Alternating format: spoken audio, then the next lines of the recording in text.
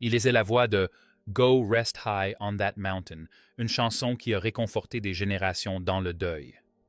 Avec 22 Grammy Awards et une place parmi les figures les plus respectées de la musique country, Vince Gill a bâti son héritage sur l'honnêteté, l'humilité et la générosité. Mais peu connaissent les épreuves qu'il a traversées, les tragédies qui ont marqué sa musique et les choix qui ont même surpris ses fans de longue date. Ce qu'il vient de révéler ajoute une nouvelle dimension à une carrière marquée par une force tranquille et un dévouement sans faille. Survivre à la perte, à la tragédie silencieuse qui l'a façonné. En 1968, Vince Gill n'avait que 11 ans et menait une vie simple et joyeuse à Norman, dans l'Oklahoma. Ses journées étaient rythmées par l'école, les repas en famille et le plaisir de jouer des mélodies sur sa petite guitare ténor à 4 cordes. Son père, J. Stanley Gill, juge fédéral et musicien amateur, jouait souvent à ses côtés, encourageant ainsi la passion précoce du jeune garçon pour la musique. Le monde de Vince était rythmé par les liens familiaux unis et silencieux, jusqu'à ce qu'un coup de téléphone bouleversant change tout. Son demi-frère aîné, Bob Cohen, avait été victime d'un accident de voiture. Les blessures étaient catastrophiques. Bob tomba dans le coma et y resta 3 longs mois d'agonie.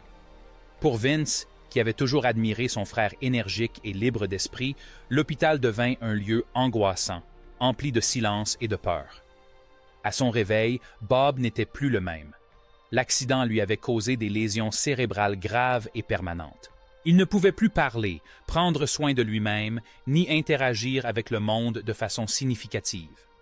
Le garçon qui courait autrefois dans les champs avec Vince, riant, taquinant, plein de malice, avait disparu, remplacé par une version de lui-même enfermé dans un corps inerte. Pour le jeune Vince, ce n'était pas seulement une perte. C'était une rupture dans le tissu affectif de sa famille. Voir ses parents et surtout sa mère pleurer en silence, tentant d'accepter un fils vivant mais désormais absent, laissa une cicatrice indélébile. Bob resta dans cet état pendant les 25 années suivantes. Il s'éteignit en 1993, alors que Vince était déjà un musicien reconnu. La même année, Vince sortit « Let There Be Peace on Earth », un album de Noël d'une grande intensité émotionnelle. Une chanson en particulier, « It Won't Be the Same This Year », était une expression directe de son chagrin. Elle traduisait la douleur lancinante de l'absence d'un être cher, désormais disparu, non seulement par la mort, mais aussi bien avant, de son vivant. Dans des interviews, Vince est souvent revenu sur cette période, déclarant « Chaque fois que je chante cette chanson, je revois ce garçon de 11 ans. » Cette tragédie n'a pas seulement marqué son enfance. Elle a forgé son âme, donné forme à la tendresse de sa voix et conféré à ses chansons une profondeur qu'aucune gloire ni fortune n'aurait pu créer. Il a renoncé, il a refusé le rêve de toute une vie. À la fin des années 1980, Vince Gill était un nom familier dans les studios de Nashville, mais pas encore une star. Il avait joué de la guitare et chanté les harmonies pour Pure Prairie League, allant même jusqu'à être le chanteur du groupe pendant un temps, mais sa carrière solo manquait encore de direction. Signé chez RCA Records, Gill a sorti 2 albums, The Things That Matter et The Way Back Home, musicalement solides mais sans grand succès commercial. La critique a salué sa voix. Ses pairs l'ont considéré comme l'un des meilleurs guitaristes du moment, mais les classements sont restés inchangés. Dans une ville où les tubes étaient rois, il risquait de n'être qu'une de ces histoires de célébrités éphémères. Puis arriva un coup de fil qui aurait tenté même l'artiste le plus terre-à-terre. Mark Knopfler, le légendaire leader de Dire Straits, voulait que Vince Gill rejoigne le groupe. À l'époque, Dire Straits était l'un des plus grands groupes de rock au monde, auréolé du succès planétaire de Brothers in Arms et de tournées des stades qui affichaient complet en quelques heures. Knopfler admirait depuis longtemps le talent musical de Gill, notamment son jeu de guitare fluide et la sincérité naturelle de sa voix. L'invitation n'était pas pour une simple session d'enregistrement. Il s'agissait d'intégrer le groupe à part entière. C'était en somme une opportunité en or. la gloire internationale, le public européen, les grandes scènes. La plupart des artistes auraient accepté avant même la fin de la phrase, mais Vince a hésité, puis a décliné. Dans une interview ultérieure, Gilles a expliqué le poids de cette décision. Ce n'est pas que je n'aimais pas ce qu'il faisait. Au contraire. Mais je savais qu'une fois engagé sur cette voie, je ne reviendrais pas en arrière. Je ne serais plus moi-même. Je voulais raconter mes histoires. Je ne l'avais pas encore fait. Refuser n'était pas seulement un pari professionnel, c'était un pari existentiel. Pendant des années, surtout durant les périodes creuses, il a douté de sa décision. L'argent aurait été utile. La célébrité lui aurait ouvert des portes. Il jouait dans de petites salles, faisait de longs trajets en bus de tournée et, parfois, restait en coulisses à regarder des têtes d'affiche plus connues assurer la première partie des concerts qu'il avait lui-même assurés. Mais alors, dans un timing digne d'une véritable métaphore musicale, Vince sortit « When I Call Your Name ». L'album ne se contenta pas de bien se vendre. Il devint un moment charnière de la musique country. La chanson-titre était une ballade douce et poignante qui révélait toute la douleur et la retenue de la voix de Gilles. Elle lui valut son premier Grammy et contribua à le propulser sur le devant de la scène. Et ainsi, son pari audacieux s'avéra payant. Il n'avait pas emprunté la voie de la gloire immédiate. Il avait tracé son propre chemin. Rétrospectivement, il confia que sa décision de quitter une situation désespérée n'était pas uniquement motivée par sa carrière. Il s'agissait d'être honnête avec soi-même, expliqua-t-il. Je préférais être moi-même dans un petit club plutôt qu'une autre personne dans une salle comble. Une histoire d'amour passionnée et scandaleuse, une romance qui défia tous les préjugés. En décembre 1993, Vince Gill était à Tulsa pour le tournage de Christmas with Vince Gill, une émission spéciale qui se voulait un mélange de chaleur country et de magie des fêtes. Les producteurs avaient prévu la présence d'une invitée de marque, Amy Grant, la reine incontestée de la pop chrétienne. Sa seule présence apportait une aura de star, mais lorsqu'elle entra dans la salle de répétition, tout changea. Vince la remarqua immédiatement. Amy, tendue par un emploi du temps de voyage chargé et la pression constante du public, laissait transparaître son inquiétude. Vince, toujours aussi doux, brisa la glace d'un sourire désarmant et d'une phrase qu'elle n'oublierait jamais. « Hé, détends-toi, tout va bien se passer. » C'était simple, mais ça l'a touché. Ce n'était pas de la séduction, c'était de la compassion. Ce soir-là, ils ont chanté ensemble avec une aisance déconcertante. Leurs voix s'harmonisaient naturellement, comme s'ils avaient chanté ensemble depuis toujours. Ce ne devait être qu'un concert, une chanson, un instant. Mais cet instant a semé quelque chose, subtilement et pourtant indéniablement. Au cours des années suivantes, leurs chemins se sont croisés à nouveau pour d'autres concerts de Noël. Amy invita ensuite Vince à chanter en duo sur son prochain album. Le titre s'intitulait « House of Love ». Et si les paroles évoquaient l'amour, la véritable histoire se dévoilait en filigrane. À l'époque, Vince et Amy étaient tous deux mariés. Vince partageait la vie de Janice Oliver, du duo country Sweethearts of the Rodeo, depuis plus de 10 ans. Ils avaient une fille, Jenny. Amy était mariée à Gary Chapman, lui aussi chanteur chrétien. Leurs deux unions traversaient des difficultés discrètes. Vince s'était progressivement éloigné de Janice, accablé par un emploi du temps de tournée exigeant et un profond désir de connexion émotionnelle. Amy, quant à elle, vivait un mariage tumultueux, marqué par des tensions émotionnelles et des conflits intimes que personne en dehors de leur foyer ne pouvait vraiment comprendre. Malgré l'attirance qu'ils éprouvaient, Vince et Amy affirmaient tous deux que leur relation restait respectueuse. « Nous étions deux personnes qui essayaient de rester fidèles aux vœux que nous avions prononcés », dira plus tard Amy. Pourtant, leur complicité était indéniable, même pour leur entourage. Fans, critiques et tabloïds commencèrent à spéculer.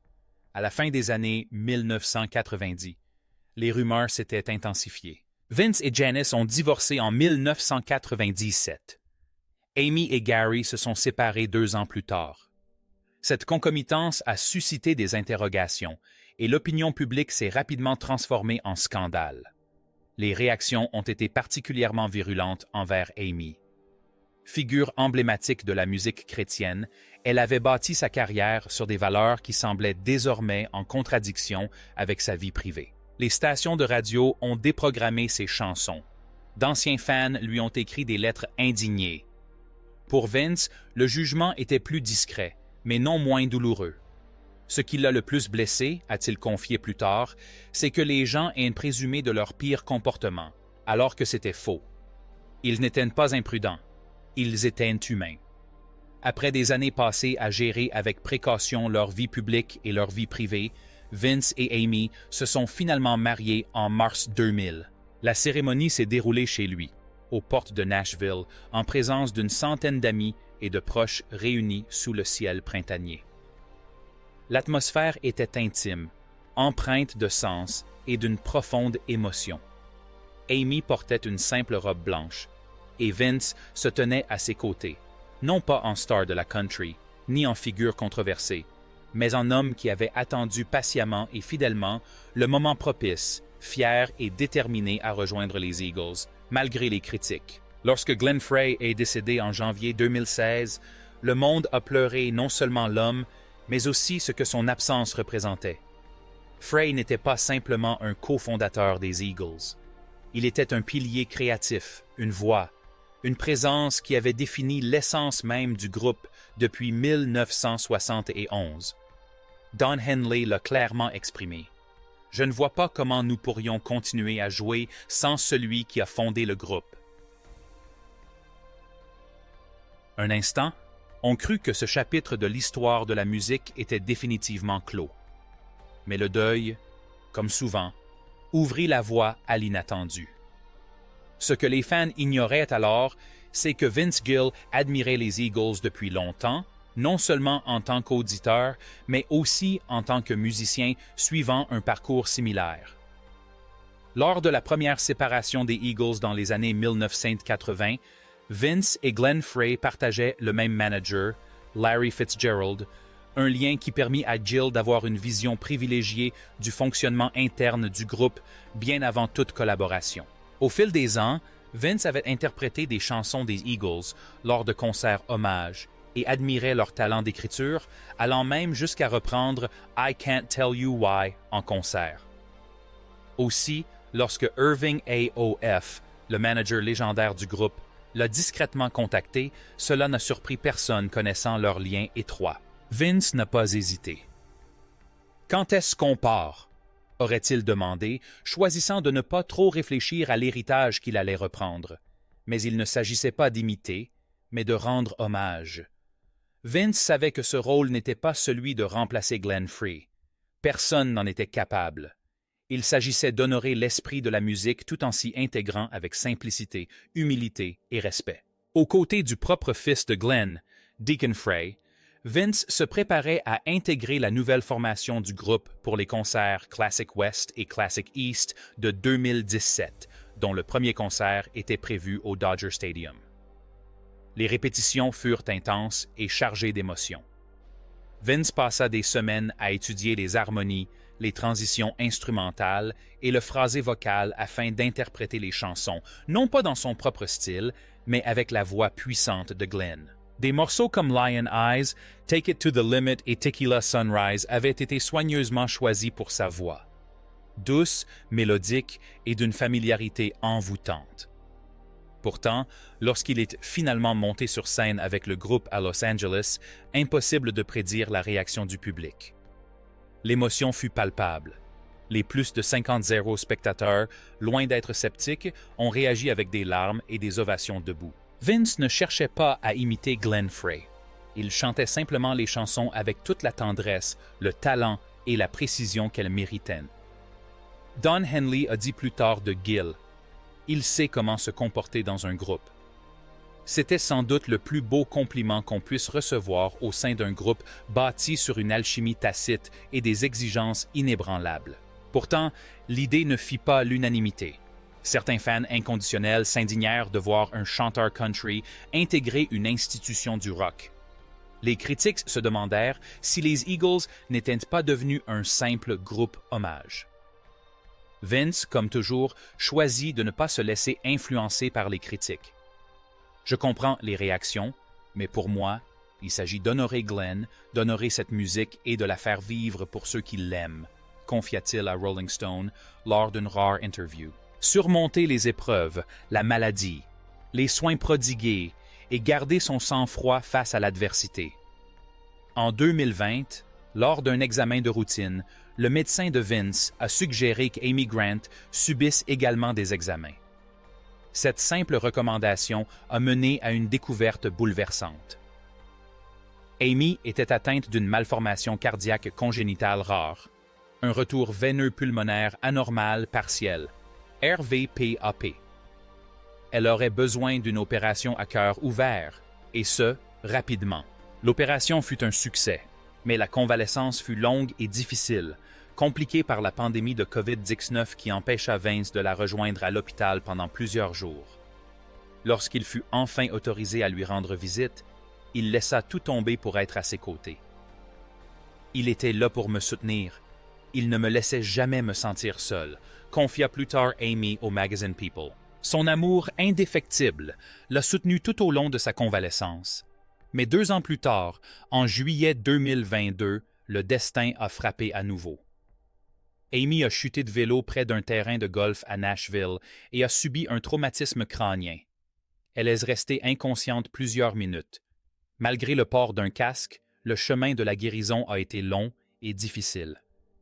Troubles de la mémoire, problèmes d'équilibre et douleurs persistantes. Vince a immédiatement annulé 3 concerts. « Rien n'est plus important que de la voir guérie », a-t-il déclaré. Durant toute cette épreuve, il est devenu son soutien, son plus grand réconfort et son protecteur. Sa vieille chanson « When My Amy Prays », initialement sortie des années auparavant, est redevenue un hymne personnel, un hommage à sa foi, à sa force et à leur lien indéfectible. Ces expériences n'ont pas seulement mis son amour à l'épreuve, elles l'ont approfondi. Écrire la vérité, réinventer sa musique à 67 ans. Avec des décennies de carrière et une collection impressionnante de récompenses, la plupart des artistes se contenteraient de se reposer sur leur laurier. Mais Vince Gill reste insatiable. À 67 ans, il n'écrit pas pour les classements. Il écrit pour guérir, pour réfléchir, pour se souvenir. « J'écris les meilleures chansons de ma vie en ce moment », a-t-il déclaré dans une interview en 2023. Mais ce ne sont pas celles qui seront en tête des classements. Ce sont celles qui comptent vraiment. Cette philosophie imprègne Forever Changed, une ballade poignante de 2019 inspirée par une histoire de maltraitance infantile.